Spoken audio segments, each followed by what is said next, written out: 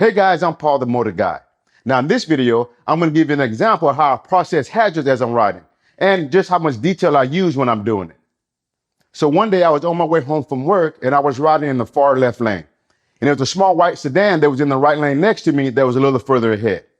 Now, as I was approaching the vehicle, I can tell that there was two young females in the front seat. Now, the gender doesn't have anything to do with the story. I just want to give you an example of how detailed I process things. Now, I could also tell that they were dancing around to music and singing along to a song, and they were having a very good time. Now, as I was passing the vehicle, I got up to about the back passenger door, and the vehicle started to change lanes into my lane. So because I had predicted this, I moved further left in my lane, and I covered my horn. So I hit the horn, rode on the throttle, and escaped the hazard.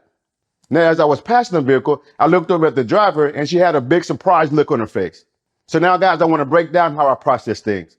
So for me, there's what I call direct clues and indirect clues.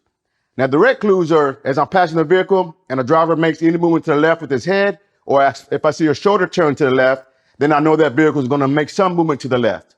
Now, also, guys, another example is if I'm passing the vehicle and I see the driver's hands come off the steering wheel and go to the top of the turn signal, then I know they're probably going to make a left lane change. If I see their hands come off the steering wheel and it goes under the turn signal, then they're probably going to make a right lane change.